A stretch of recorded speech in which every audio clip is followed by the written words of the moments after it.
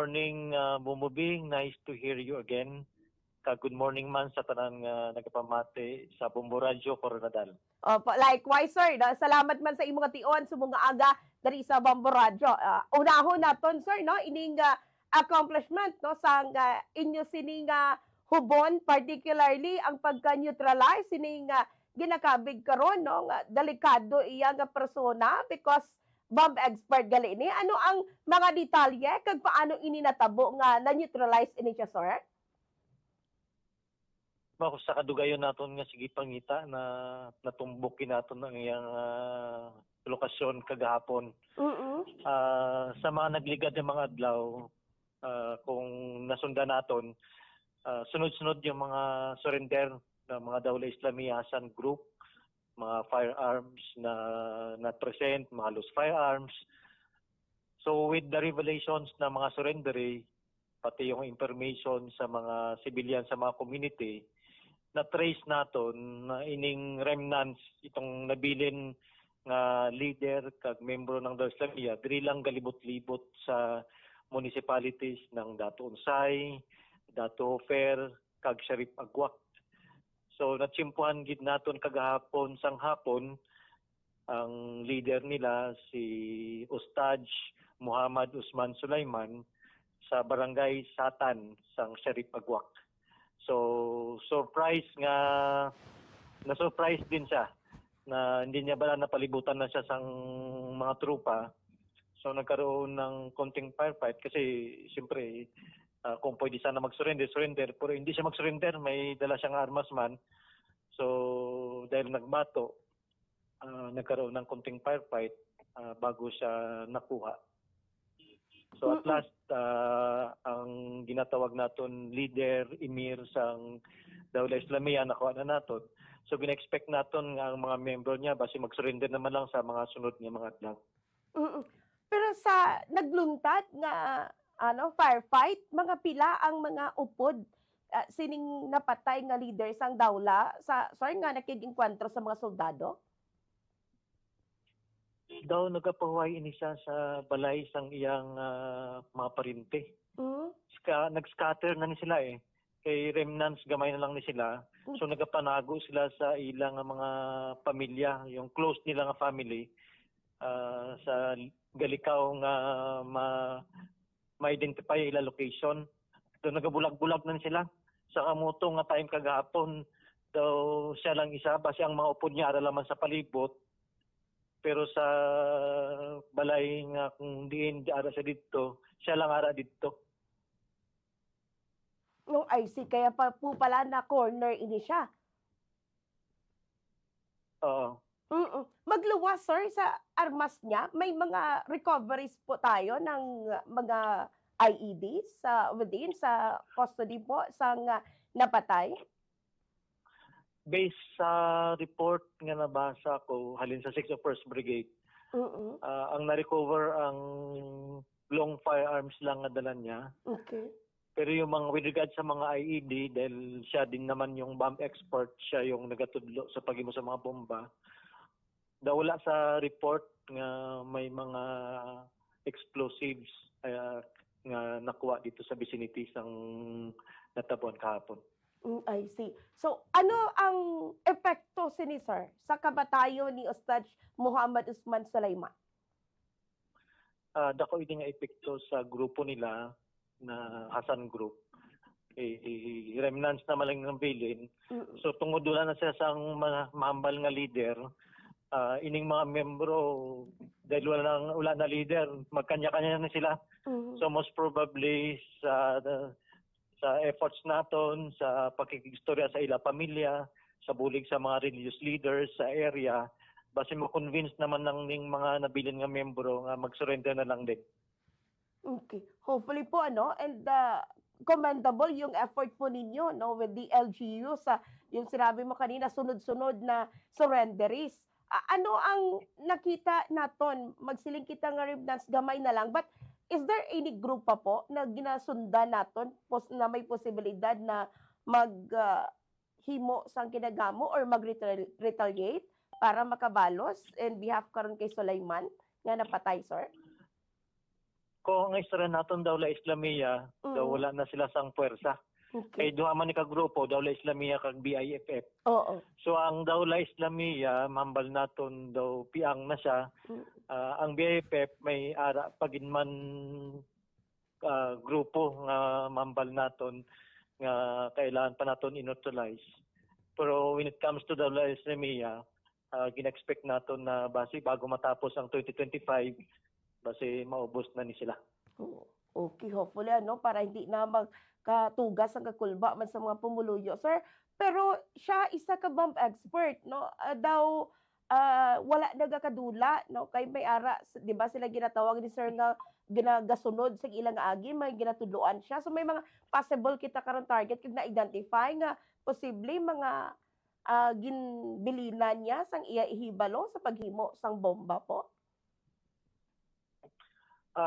Based sa intelligence report naton, daw wala mula kita may mahambal nga tungod na patay siya, may ara mabulos. Mm. Daw wala sa mga reports. Bata pa ni siya 30 plus. Mm.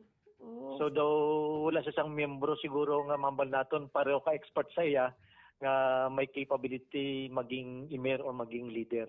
I see. So most probably magbinulag-bulag na lang gid ni sila kag base mag-surrender na lang gid man kay wala na sang mahambal naton leader gid nga na train. Iba ni si Ustad Sulaiman, iba ni yung karisma niya eh.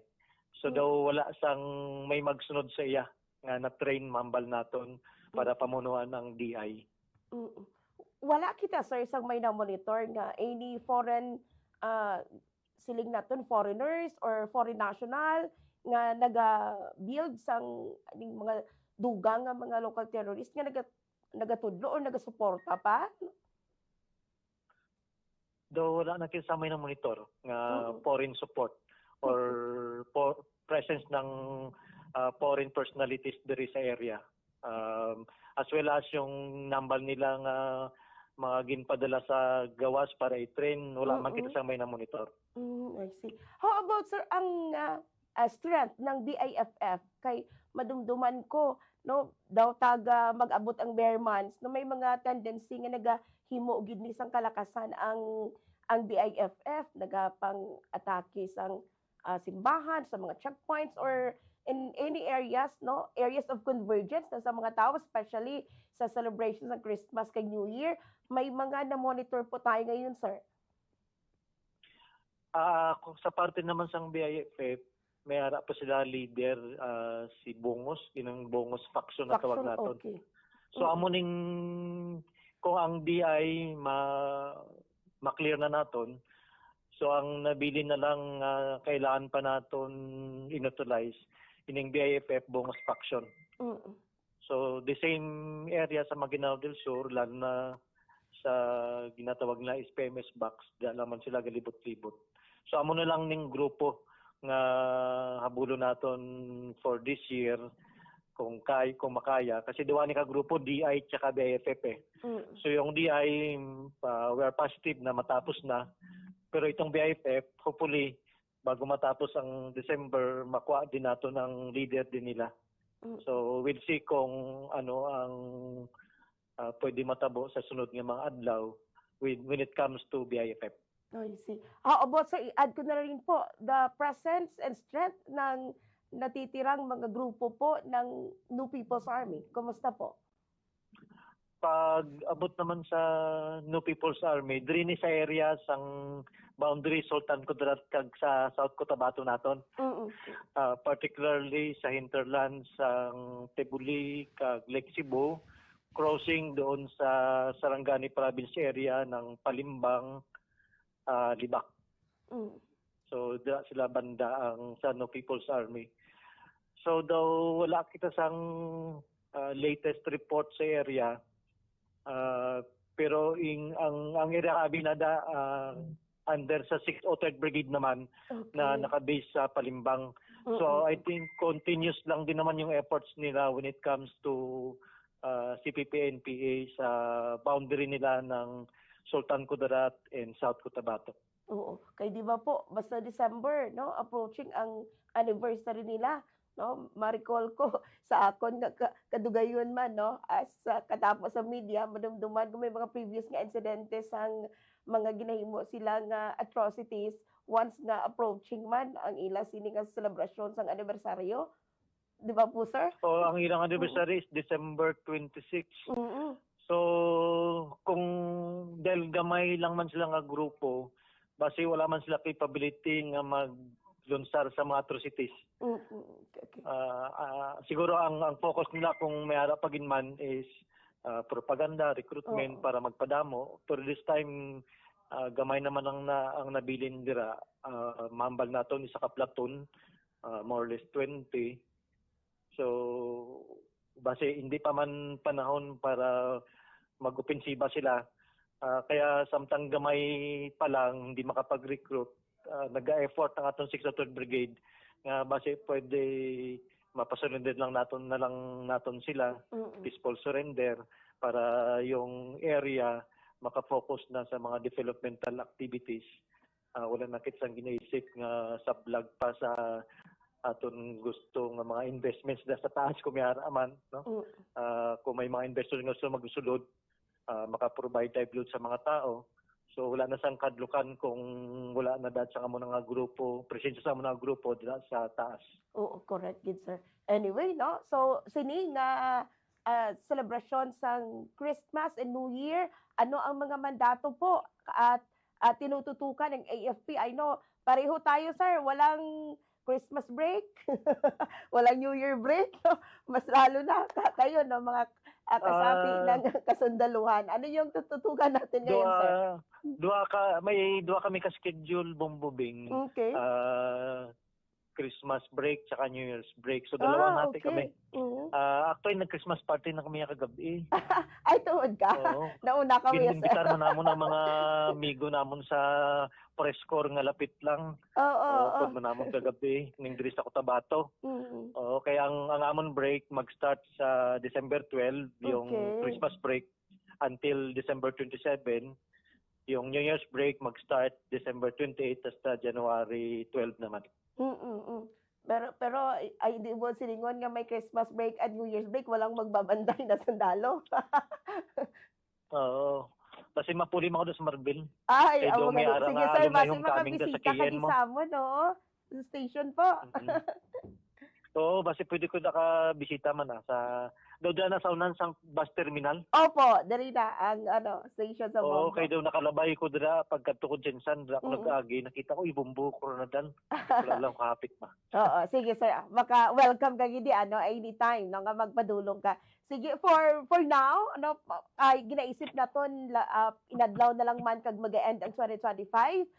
Ano ang mga mandato, sir, isang aton sini nga kasoldaduhan, in particular here no sa 6th ID, may mga finale pa nga mga programa kamo and ano ang expect karon naton for 2026?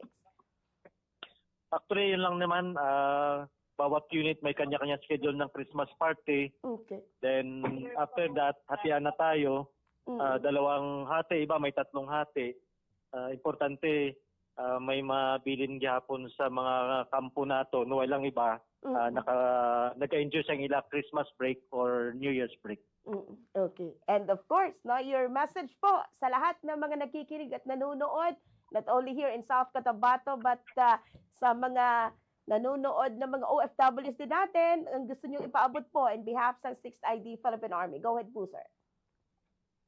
Well, in behalf of 6th Infantry Division Joint Task Force Central, under the leadership ni Major General Jose Vladimir Cagara, kami nagpasalamat sa tanan nga mga partners naton sa local government units, mga partner naton sa press corps, sa aton mga pumuluyo sa ibang communities, sa BARM region, tsaka sa Region 12, areas under sa 6th ID. So we are very thankful sa cooperation sang tanan kay ang kalinong sa pag-uswag sang aton banwa hindi lang ni effort sang military kundi effort ni aton tanan. So we hope na tuloy-tuloy lang ang aton collaboration, aton cooperation to achieve peace and development in BARM and in Region 20.